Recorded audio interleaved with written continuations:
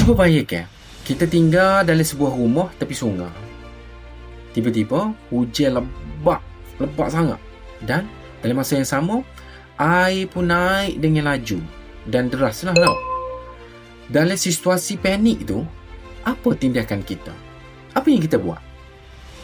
Perkara inilah yang selalu dan semua berlaku pada perkampungan semut. Lebih-lebih lagi, semut api. Semut api ni bukan semut biasa tau. Semut dia kecil je. Semut dia sebesar biji berah ya. Dan dia pun tinggal di tanah yang rendah lah.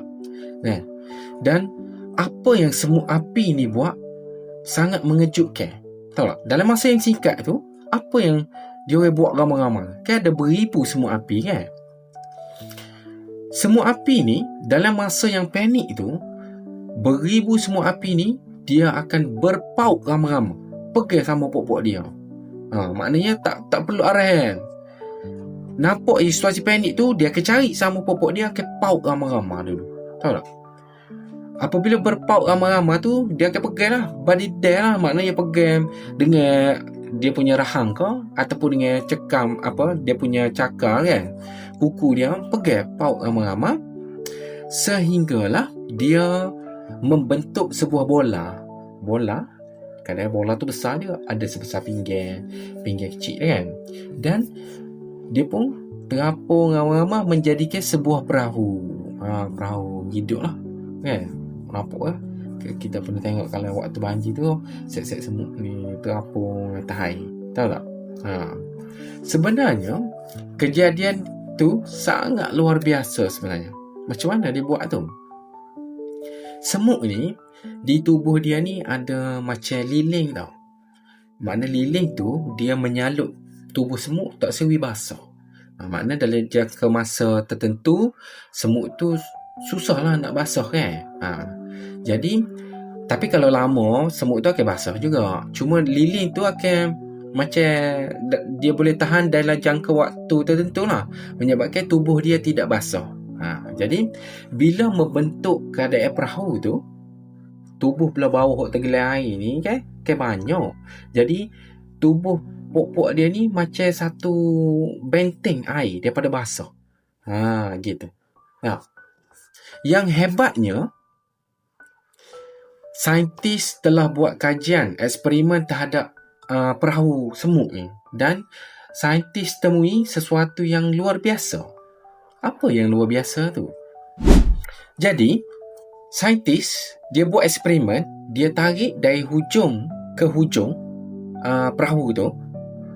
Apabila saintis tarik perahu tu untuk pecahkan perahu tu, sesuatu yang luar biasa, iaitu semakin saintis tu tarik, semakin kuat semut tu pegang, semakin kukuh dia punya perahu tu.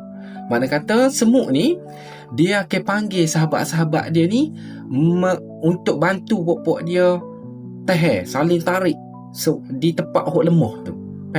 Jadi contohnya kalau berlanggar dengan apa-apa, dia tak akan pecah sebab pokok dia akan paut ramai-ramai. Hebat tak? Dalam sebuah rakit semut tu, biasanya dia akan membentuk 3 lapisan. Tahu tak? Paling atas sekali adalah semut pekerja. Tugas dia ni untuk lindung, takut tepuh apa-apa oleh atas kan. Jadi dia pelindung lah. Dan second floor pula, makna barisan tengah tu, biasanya akan duduk ratu semut ataupun telur-telur semut dan semut-semut muda lah. Dia dilindungi oleh lapisan pertama. Dan yang paling bawah sekali juga adalah semut pekerja. Biasanya semut pekerja ni dia duduk 2 lapis, maknanya di atas sekali dan di bawah, untuk tugas dia melindungi koloni-koloni semut yang penting lah, ratu semut dan telur-telur dia lah. Hebat kan? Macam mana hok alik bawah tu? Adakah dia boleh mati gitu ya?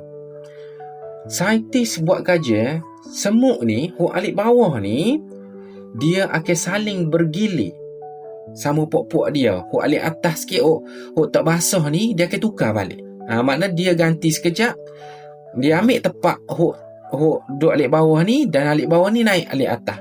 Maknanya dia saling bertukar, bergilir. Maknanya sama-sama pok dia jaga. Dia kata, tak ada kata hok ni mati dah tak. Lepas tu hok ni kan tidak. Nampak ni macam nak basah-basah dah, dia pun tarik Hok tak bahasa lagi turun. Nak ayat yang betapa bagusnya. Saling bergilir lah. Sehinggalah sampai ke tempat yang selamat. Hebat kan? So, apa pengajaran yang kita dapat daripada semut api kecil ni? Bersatu ketika kita susah. Ini yang penting. Sebab apa? Apabila bahaya tu datang, kita ni jangan bersendirian. Kita kena bersatu. Barulah kita boleh selesaikan masalah itu secara rasional. Maknanya ada pendapat yang membantu kita lah. Bukan kita hadapi sorang-sorang kan. Dan dalam masa yang sama, sebenarnya tekanan yang kuat ni membuatkan kita jadi hebat. Betul tak? Sebenarnya luar biasanya sesuatu, tak kisahlah binatang ke manusia ke, bila dia dalam keadaan under pressure, dia sebenarnya boleh mengeluarkan sesuatu yang di luar jangka. Makna kata tiba-tiba jadi superpower. Bila tubuh dalam keadaan pressure sebenarnya. Siapa tahu kalau kita pun dalam under pressure tu, mungkin kita pun boleh mengeluarkan sesuatu yang luar biasa lah, yang tidak masuk akal, asalkan kita ni dalam keadaan selamat. Betul tak? Yang paling penting sekali ni, nak ayatnya, semut ni dia tak pandai berenang. Tak pandai berenang pun.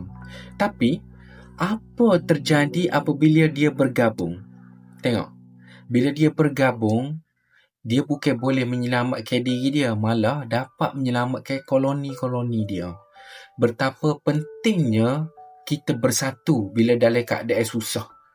Tak kisahlah, kita sama-sama bantu pok-pok kita, jangan tinggal bila keadaan susah ni. Sebabnya membantu ataupun kita bersatu ni, dia akan menguatkan diri kita dan kita punya rakan-rakan pasukan. Itulah betapa pentingnya, iaitu kita panggil bersatu. Setuju ke tak?